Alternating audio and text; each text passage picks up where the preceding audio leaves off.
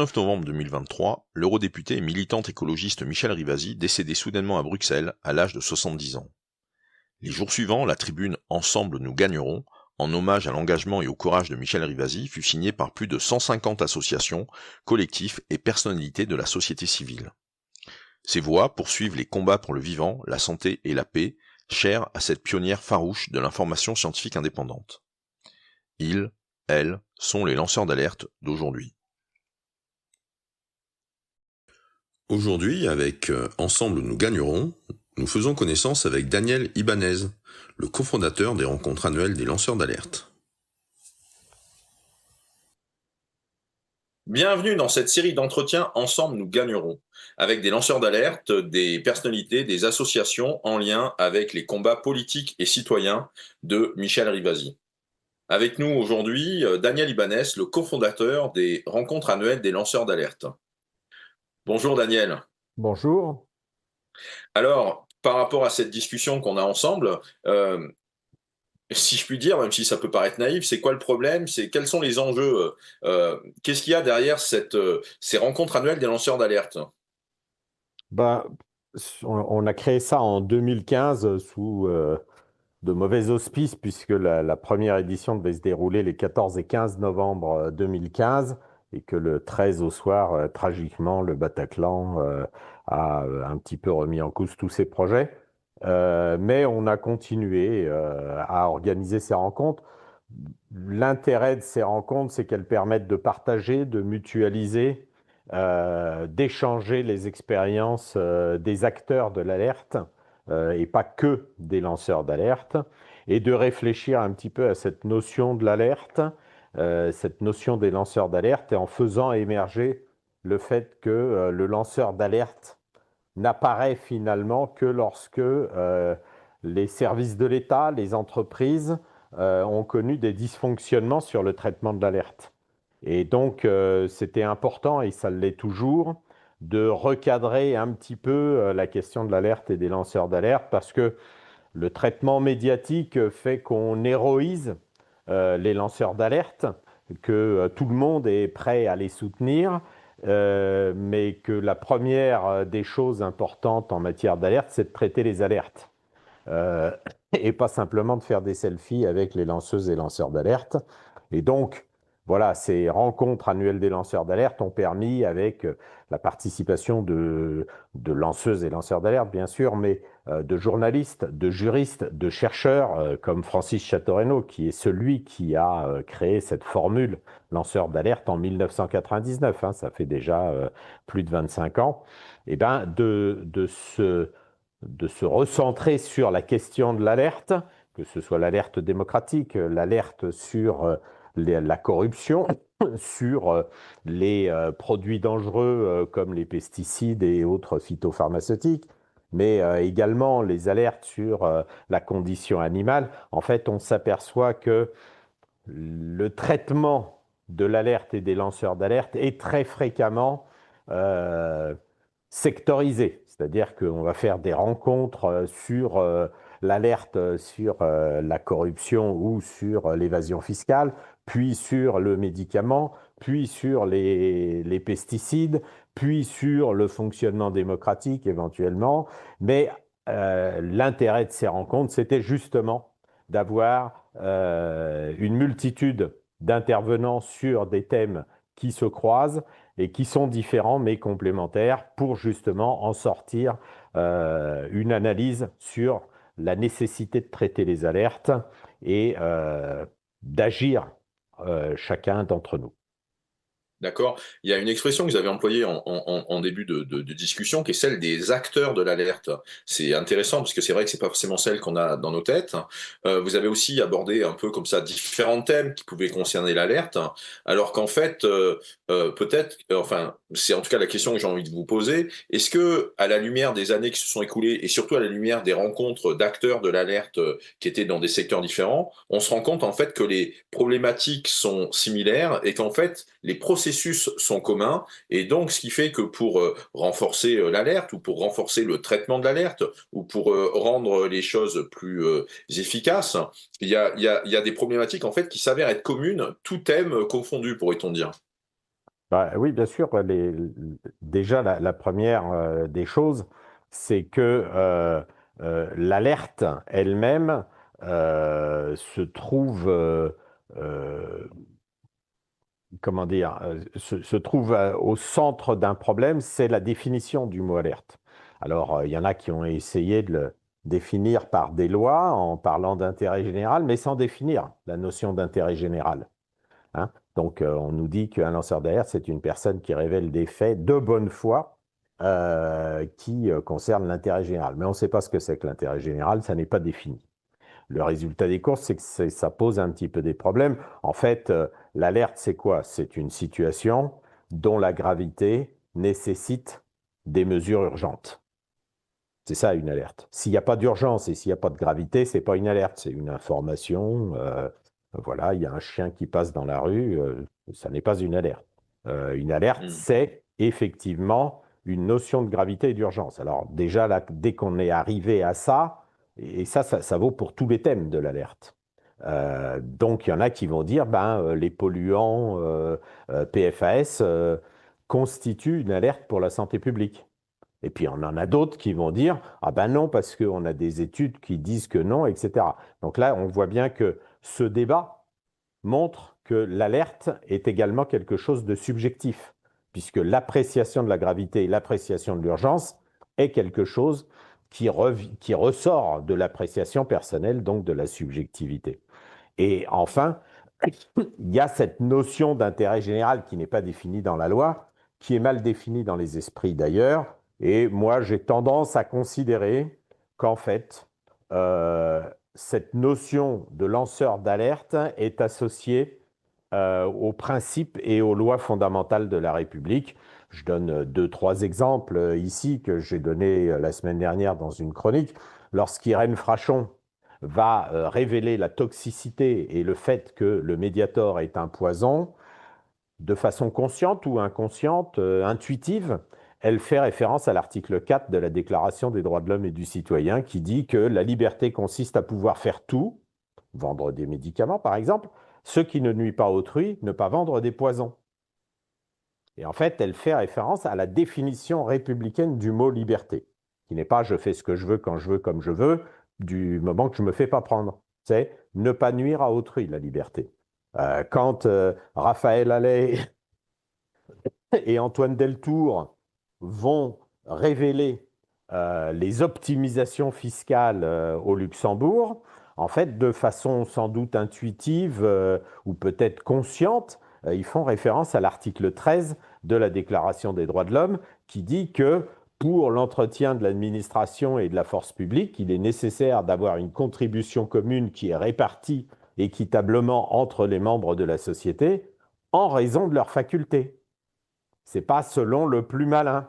Et donc voilà, en fait, cette optimisation fiscale méconnaît ce principe fondamental. Lorsque Karim Ben Ali se filme en train de déverser des produits chimiques qui auraient dû être envoyés dans des centres de retraitement et que Arcelor balance comme ça dans un crassier, de façon intuitive, là également, il fait référence à l'article 2 de la Charte de l'environnement qui dit que toute personne a le devoir de prendre part à l'amélioration et à la préservation et l'amélioration de l'environnement. Et donc, sans doute de façon intuitive, mais on voit bien que finalement, cette question d'intérêt général peut être liée à chaque fois à une question, une loi fondamentale, à un principe fondamental de la République ou de l'Union européenne. Oui, effectivement, c'est une approche dont on n'a pas forcément conscience au niveau de la manière dont c'est traité médiatiquement ou au niveau du grand public par rapport à cette espèce de lieu commun qui est celui du lancement d'alerte. Comment avez-vous fait la connaissance de Michel Rivasi en travaillant sur quel dossier? Ben, Michel Rivasi, je l'ai rencontré fin 2013 pour la première fois, en connaissant son action, notamment sur le nucléaire, bien évidemment, puisque j'habite en région Rhône-Alpes. Je l'avais rencontré pas très loin, entre Chambéry et Grenoble, lors d'une réunion publique qu'elle avait faite. Et moi, j'y étais allé avec des amis pour l'interroger sur le dossier Lyon-Turin qui est un dossier que je pourrais résumer assez rapidement. Ça fait 40 ans qu'on nous parle du Lyon-Turin. qu'on nous explique qu'il faut sortir les camions de la route et les promoteurs qui faisaient beaucoup de discours sur cette nécessité de faire diminuer la pollution, en fait, n'ont jamais rien fait pour sortir les camions de la route. Et ils nous ont expliqué qu'il nous fallait un nouvel outil, le Lyon-Turin, près de 30 à 40 milliards d'euros d'investissement. Et donc, je suis allé voir Michel Rivasi pour lui dire ce projet est une folie furieuse parce que la voie existante est en mesure de sortir les 2 tiers des poids lourds. C'était en 2013. La voie existante, la voie ferroviaire déjà existante, hein, c'est bien ça. La voie ferroviaire déjà existante. Alors bon, il y a tout un tas d'informations. Les gens pensent qu'il y a de plus en plus de camions entre la France et l'Italie. Il y en a aujourd'hui autant qu'en 1993. Et il n'y a pas d'augmentation du trafic poids lourd. Il y a même plutôt une diminution du trafic des marchandises entre la France et l'Italie par les Alpes du Nord, puisque là où on faisait circuler 130 trains avant d'avoir dépensé 1 milliard d'euros sur la voie ferroviaire, on n'en fait plus circuler qu'une trentaine aujourd'hui. Donc on se demande pourquoi on a dépensé 1 milliard pour avoir 100 trains de moins par jour que ce qu'il y avait avant les travaux.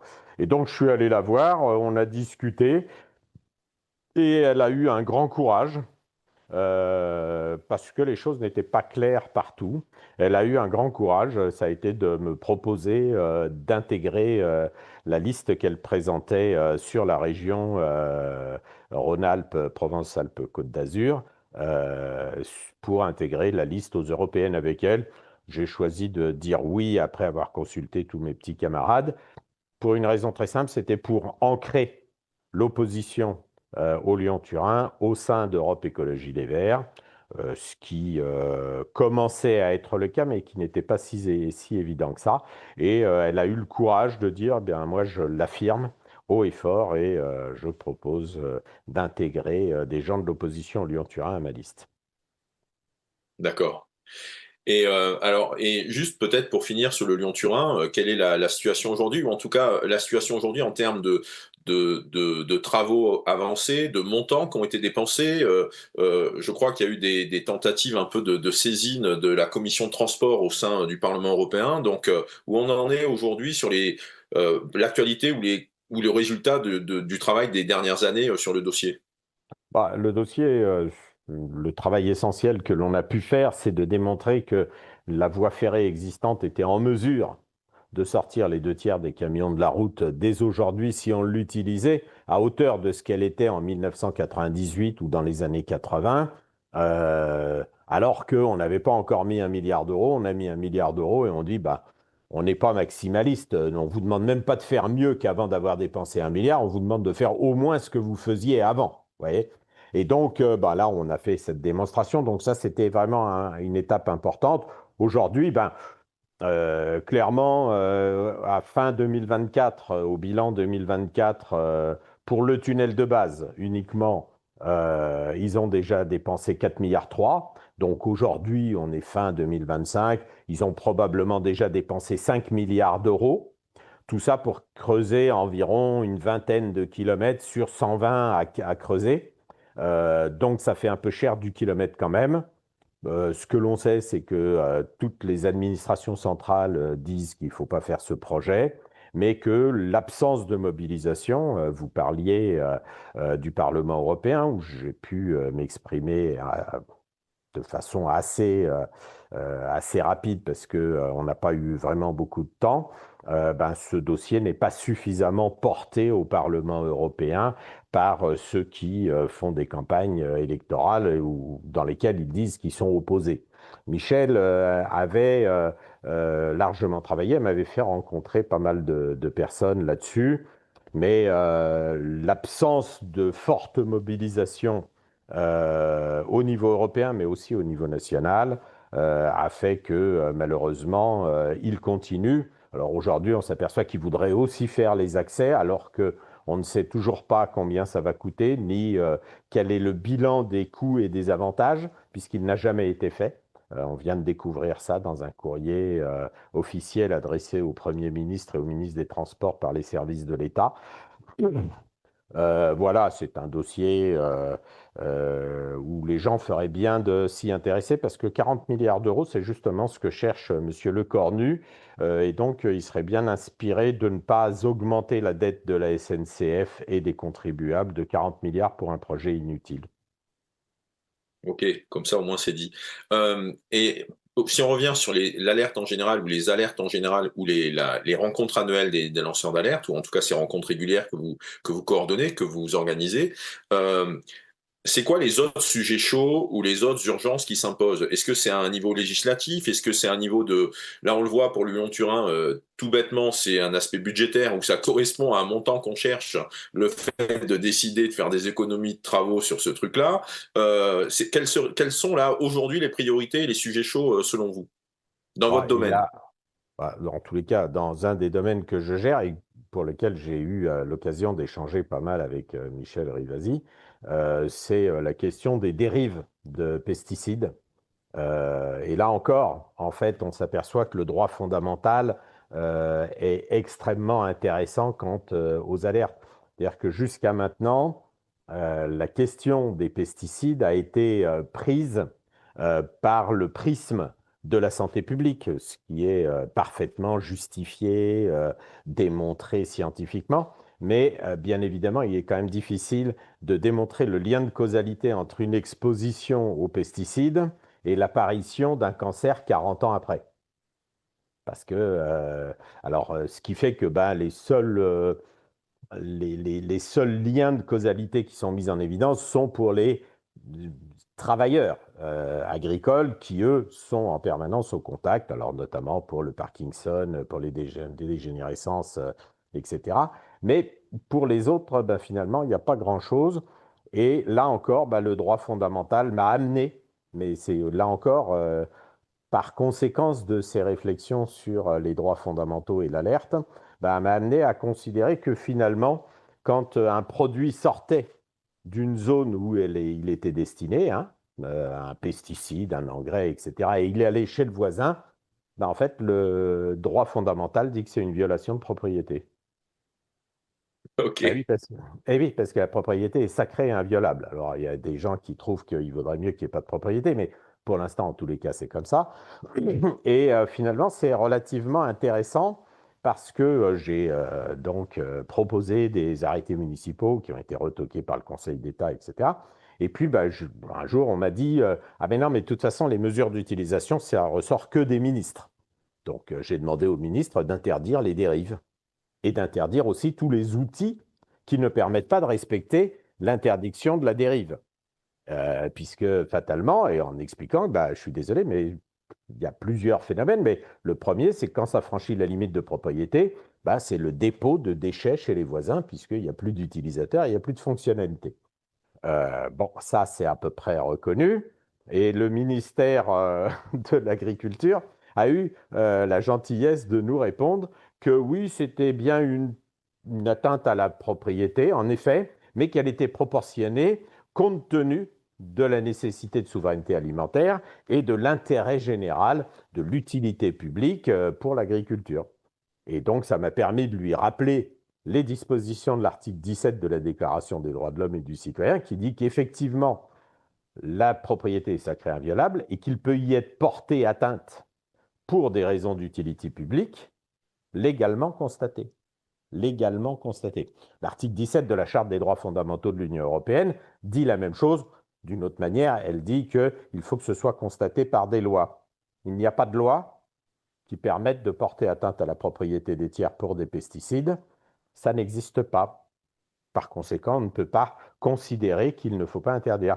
Et donc, j'ai produit ça devant le Conseil d'État, plus une petite jurisprudence de la Cour d'appel de Reims, euh, grâce à des chercheurs sur les pesticides qui me l'ont transmise, puisqu'elle n'était pas répertoriée. Et aujourd'hui, nous avons un débat devant le Conseil d'État à qui j'ai demandé de poser la question à la Cour de justice de l'Union européenne. Et d'une certaine manière, ben, je m'inscris un petit peu dans des démarches qu'a pu entreprendre Michel Rivasi avec d'autres députés sur la question des pesticides. Ils étaient, eux, partis plutôt sur la question de la santé publique, mais qui ouvrent en fait la porte à des controverses scientifiques, hein. On a toujours les influenceurs et influenceuses qui viennent nous expliquer que mais non, pas du tout, vous rapportez pas du tout la preuve, etc. Enfin, on a toutes ces controverses. Sur la question de la propriété, là, ils sont très ennuyés. Puisque là, pour le coup, c'est un truc factuel, hein. Soit on fait une prise d'échantillon et il y a des pesticides chez le voisin, soit il n'y en a pas. S'il y en a, je suis désolé, c'est une violation de propriété. Alors, il y a tout un tas de développements. Et là-dessus, je pense qu'on se serait bien amusé avec Michel. Oui, sur la question des pesticides, ou en tout cas par rapport à votre approche sur la dérive, on est bien sur des résidus de pesticides qui sont portés par le vent ou qui sont portés par les précipitations. C'est bien, c'est des choses de cet ordre-là, hein, c'est ça. Alors, c'est pas forcément d'ailleurs porté par. C'est entraîné à l'extérieur, mais ça peut être un manque de précaution de l'utilisateur, ou des outils qui ne permettent pas d'éviter la dérive. Quand on prend des pulvérisateurs, ben, les pulvérisateurs, ça fait des grands nuages et donc il suffit d'être sur limite et ça passe chez le voisin. Si on prend des toupies d'épandage, ben, s'il n'y a pas un déflecteur sur le côté, ben, on en balance à 20 mètres de chaque côté de la toupie. Il suffit de passer au mauvais endroit. C'est de la responsabilité de l'utilisateur qui, finalement, ne comprend pas vraiment en quoi on peut lui reprocher de mettre l'engrais chez les voisins. Vous voyez? Donc, en fait, Hmm. oui, bien sûr, il peut y avoir le vent, il peut y avoir la pluie, etc. Mais en tous les cas, on est sur une question là qui limiterait énormément la capacité d'utilisation des pesticides et responsabiliserait les utilisateurs de façon importante. Ce qui fait D'accord. que, Sur le front de l'alerte en général, même si ça peut paraître un peu euh, non pas abusif, mais en tout cas un peu caricatural, schématique que de dire l'alerte en général. Mais on a la conscience un peu diffuse que la corruption fait système. Est-ce qu'on peut, en termes d'analyse systémique, d'approche systémique, est-ce qu'il est juste de postuler ou d'envisager que l'alerte ou que les acteurs de l'alerte puissent faire système? Et comment, dans ce cas-là, par rapport aux législations qui sont en présence, comment ça peut se traduire en termes législatifs ou en termes de droits fondamentaux, quoi. Mais d'abord, est-ce qu'il est possible, est-ce qu'il est juste d'envisager que l'alerte puisse faire système? bah, le problème sur l'alerte, c'est que en fait, l'objectif, c'est un petit peu comme l'aide alimentaire, hein, il faut qu'elle disparaisse. Hmm. Parce que quand il y a des lanceurs d'alerte, ça veut dire qu'il y a eu des dysfonctionnements et que les alertes n'ont pas été instruites ou qu'elles ont été entravées. Et donc, en fait, l'objectif, c'est de faire disparaître les lanceurs d'alerte avec des services de l'État qui fonctionnent. Je prends un exemple assez simple. Quand L214 se pointe dans un abattoir ou dans un élevage industriel et rapporte la preuve de, de conditions d'hygiène qui ne sont pas respectées ou de traitements sur les animaux qui ne respectent pas la législation, finalement, euh, l'action de L214 est nécessaire simplement parce que les services vétérinaires ne font pas le travail. Alors certains me disent oui, mais on leur a enlevé des inspecteurs. Enfin, c'est bizarre parce que dès que L214 sort une vidéo, paf, immédiatement le ministère de l'Agriculture nous explique qu'ils n'avaient pas le droit de rentrer dans les lieux, d'accord, et qu'ils vont envoyer une inspection sanitaire. Ben, ça tombe bien, mais s'ils l'avaient fait avant et s'il y avait des contrôles réguliers, ben, en fait, on n'aurait pas besoin de L214. Voilà. De la même manière, lorsque Raphaël Allais alerte sur avec Antoine Deltour sur l'optimisation fiscale au Luxembourg, en fait, tous les cabinets d'audit le savent et Bercy le sait. Et le commissaire européen, je crois que c'était Michel Barnier à l'époque, connaît parfaitement ce qui se passe puisque le président de la commission est lui-même luxembourgeois.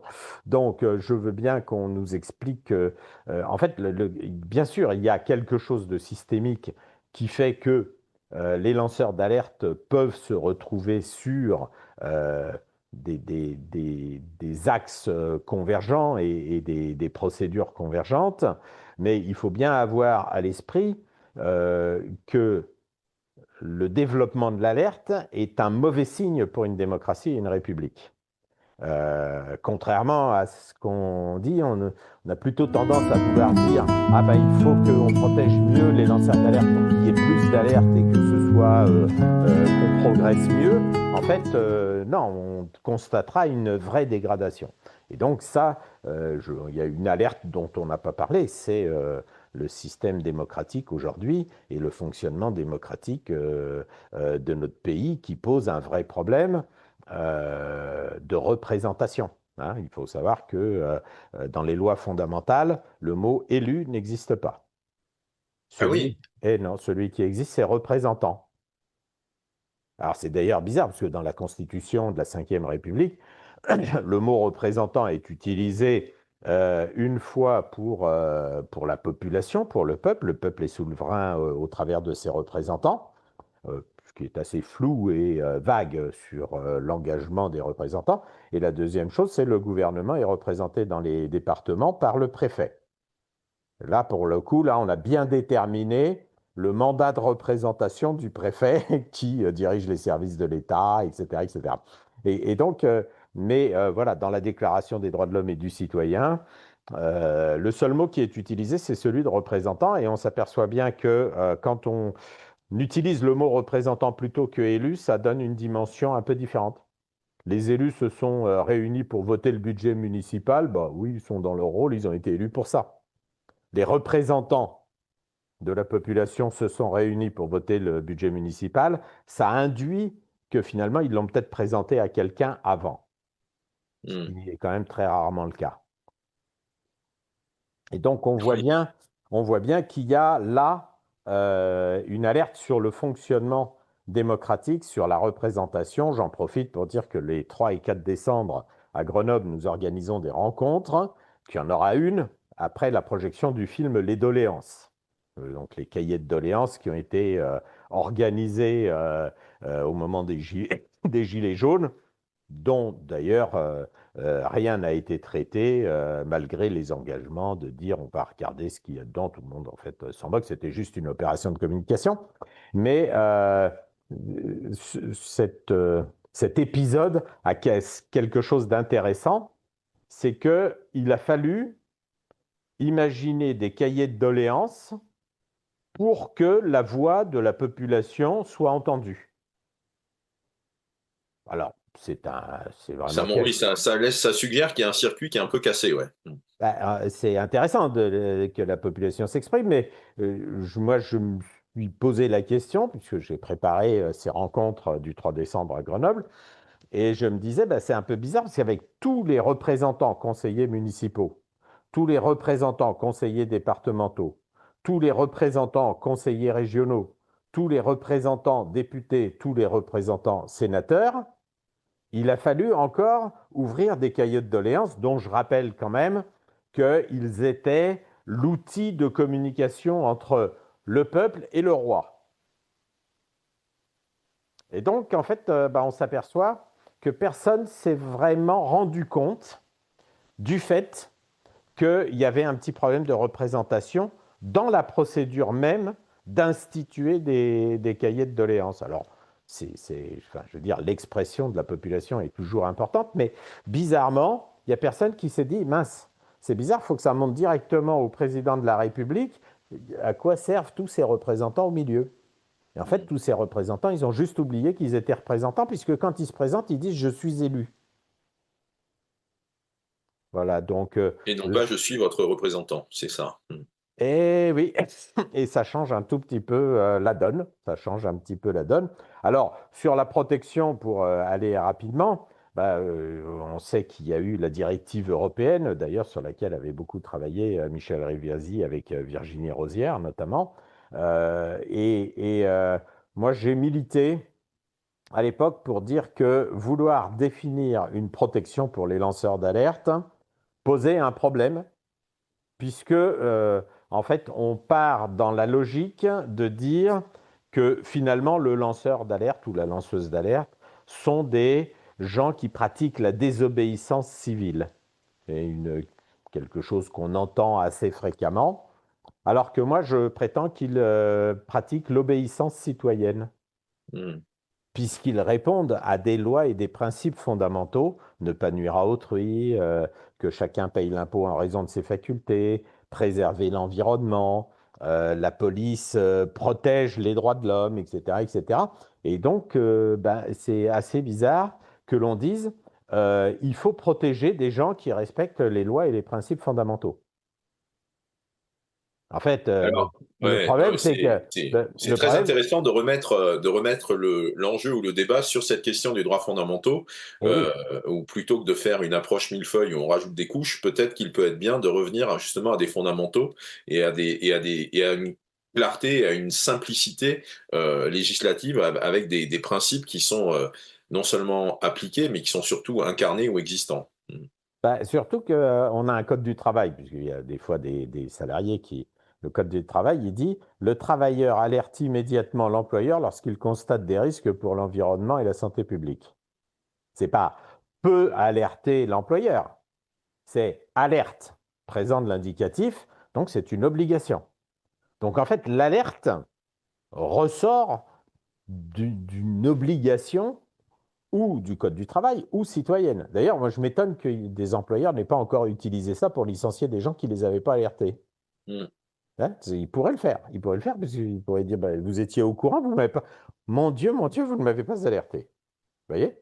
Et donc, en fait, l'alerte est quelque chose d'obligatoire. Sinon, ben, c'est un problème. Par contre, ce qui pose un vrai problème en matière d'alerte, c'est ceux qui entravent, ceux qui n'instruisent pas l'alerte. Et là, bizarrement, personne ne pense à créer des dispositifs législatifs là-dessus, Mm. sur les manquements des services de l'État, des préfets, qui couvrent des situations de danger alors qu'ils ont la responsabilité de protéger l'environnement et de protéger les droits fondamentaux, la santé publique, etc., etc. Mm. Et donc, voilà, je pense qu'il y a une nécessité de bien réfléchir à ces questions de protection, sans construire des grandes cathédrales sur la protection des lanceuses et lanceurs d'alerte, soi-disant pour les protéger, mais plutôt en ayant un régime d'obligation d'instruction de l'alerte et de mesures à prendre.